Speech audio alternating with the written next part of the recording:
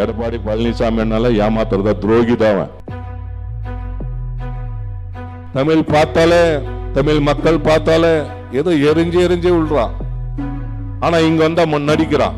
505 வாக்குறுதிகள் கொடுத்தோம். 505 வாக்குறுதிகளில் 490 வாக்குறுதிகள் நிறைவேற்றி காட்டி ஒரு முதலமைச்சர் இன்னைக்கு இருக்கிறாருன்னு சொன்னா அது நம்மளுடைய முதலமைச்சர் தான் இருப்பார் இந்தியாவிலேயே. 100% சொல்ற 2026 பின்னாடி அவன் பாய் தான். அதனால 2026 ரொம்ப முக்கியமான தேர்தல். திராவிடன் என்றைக்கும் தோத்தது வரலாறே இல்லை. தொடர்ந்து ஆரியனை தோற்கட்சி வரலாறு தான் தமிழ்நாட்டில் இருக்கு. வீரர்களுக்காக தொடர்ந்து வீர வணக்கத்தை செலுத்தி வருகிறோம்.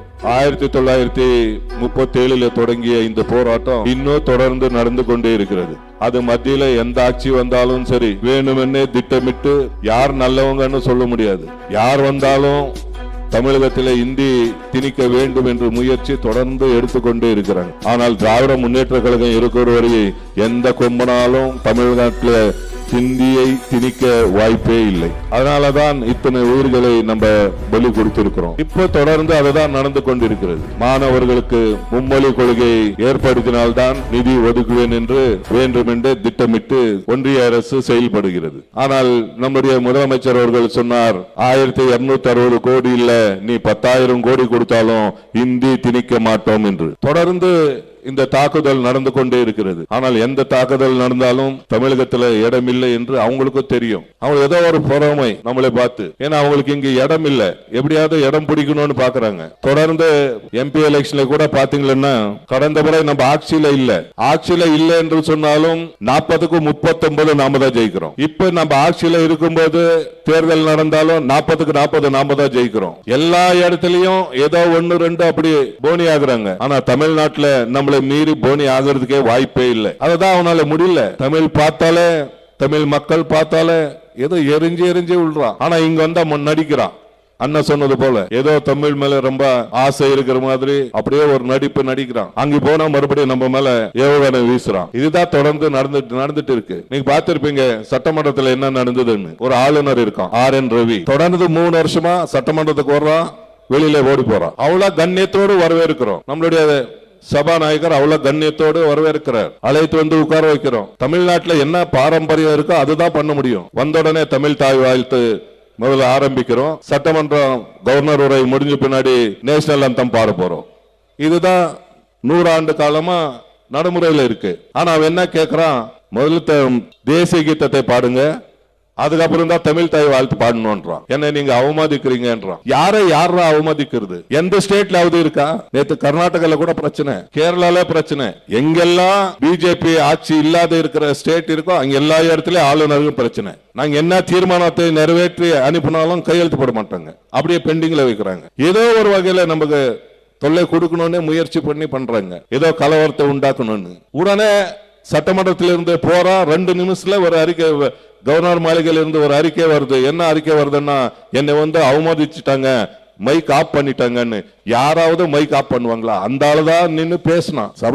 நம்மளுடைய சபாநாயகர் சொன்னாரு, எங்களுடைய பாரம்பரியமான நடைமுறை என்ன இருக்கோ நீங்க அதுதான் பேசணும். ஒரு கவர்னருடைய வேலை என்னன்னு சொன்னா, சட்டமன்றத்துல எழுதி கொடுத்த உரையை படிக்கிறதா ஆளுநருடைய வேலை. அவனுக்கு வேற வேலை இல்லை. அவனுக்கு ஒரு வரி கூட திருத்துக்கு உண்டான அவனுக்கு தகுதி இல்லை, அவனுக்கு ஒரு அதிகாரமும் இல்லை. மக்களால் தேர்ந்தெடுக்கப்பட்டிருக்கக்கூடிய சட்டமன்றத்துல மக்களால் தேர்ந்தெடுக்கப்பட்ட சட்டமன்றம் என்ன எழுதி கொடுக்குதோ அந்த பொறுப்பை படிப்பதற்கு தான் ஆளுநர் சட்டமன்றத்துக்கு வர வேண்டும் தவிர அவன் சொல்றபடி நடக்கிறதுக்கு நாங்க இல்லை. அங்க 234 சட்டமன்ற உறுப்பினர்களை தவிர வேற யாருக்கும் ஒரு வரி அங்கே சேர்த்து படிப்பதற்கோ அது குறைச்சி படிப்பதற்கோ அதிகாரம் இல்லை. அவன் எதுக்கு போறான்னா, நம்ம கொண்டு வந்திருக்க திட்டங்கள் எல்லாம் நம்ம தயாரிச்சு அங்க கொடுக்கிறோம். அவனால அதை படிச்சு ஜீர்ணிக்க முடியல. அண்ணா சொன்னது மாதிரி, நம்ம XML சொன்னது மாதிரி எத்தனை திட்டங்களை கொண்டு வந்திருக்குமோ அத்தனை திட்டங்களும் அந்த ஆளுநர் உரையில இடம் பெற்றிருக்கும். அதெல்லாம் அவன் படிச்சே ஆகணும். அந்த எப்படி நான் படிக்கிறதுன்னு சொல்லி அது படிக்கிறதுக்கு மனம் இல்லாமல் தான் இந்த தேசிய கீதத்தை கையில எடுத்து வெளிநடப்பு செய்யறான். அததான் நம்மளுடைய முதலமைச்சர் சொன்னாரு, தேசிய பக்தி பத்தி எங்களுக்கு பாடம் சொல்லி கொடுக்க நீ தயார் இல்ல.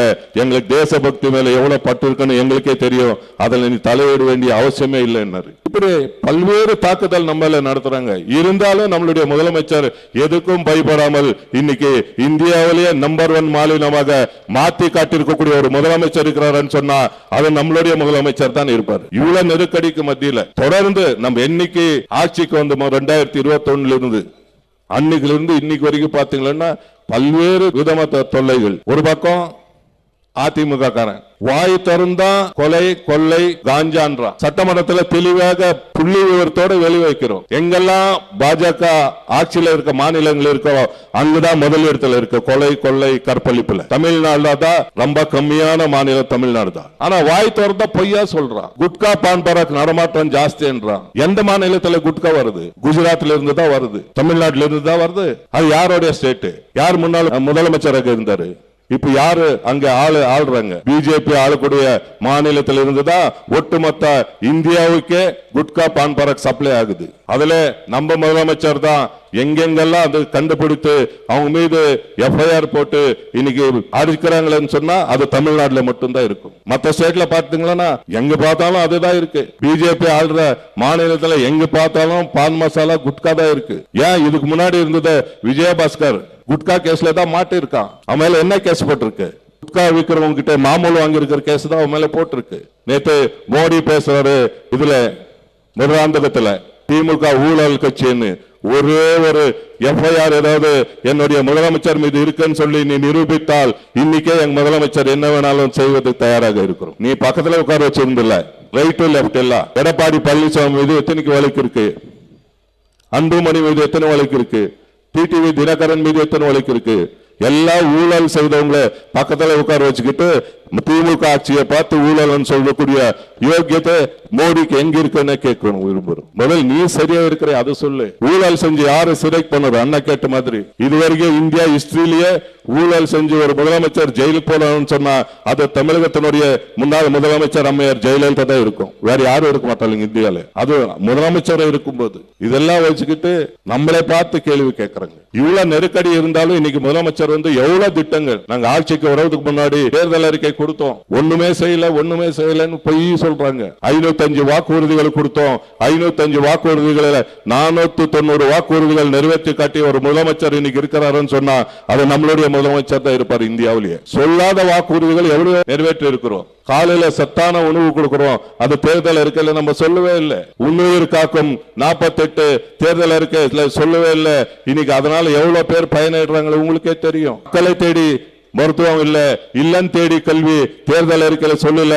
இன்னைக்கு எத்தனை அதனால பயனடைஞ்சிருக்க மாணவர்கள் என்பது தெரிஞ்சுக்கணும். இப்படி பல்வேறு திட்டங்களை இன்னைக்கு சொல்லாததையும் செஞ்சு காட்டியிருக்கிற ஒரு முதலமைச்சர் இருக்கிறாருன்னு சொன்னா அது நம்மளுடைய முதலமைச்சர் தான் தமிழ்நாட்டில் இருக்காரு. ஆனா அதிமுக ஆட்சியில என்னென்ன வாக்குறுதிகள் கொடுத்தாங்க எல்லாம் நிறைவேற்றினாங்களா? விவசாயிகளுக்கெல்லாம் செல்போன் கொடுக்கறேன்னு சொன்னாங்க. எந்த விவசாயிக்காவது ஒரு செல்போன் கொடுத்தாங்களா? போனபோது ஒரு இலவச மின்சாரம் கொடுத்தாங்களா? வேலைக்கு போற பெண்மணிகளுக்கெல்லாம் ஸ்கூட்டர் கொடுக்கறேன்னாங்க. எத்தனை பேர் ஸ்கூட்டர் கொடுத்தீங்க? இந்த மாதிரி பொய்யான வாக்குறுதிகளை கொடுத்து மக்களை ஏமாற்றுகின்ற ஒரு ஆட்சி எதுன்னு சொன்னா அது அதிமுக ஆட்சி தான் இருக்கும். விலைவாசி உயர் போச்சான். சட்டமன்றத்தில் அந்த இவன் சொல்றான் உதயகுமார் விலைவாசி உயர் போச்சுன்னு. யாரால விலைவாசி உயர் போச்சு? யார் பெட்ரோல் டீசல் யார் கையில இருக்கு? ஜிஎஸ்டி யார் கையில இருக்கு? இன்னைக்கு தங்கம் அவ்வளவு ரேட் ஏறி இருக்கு.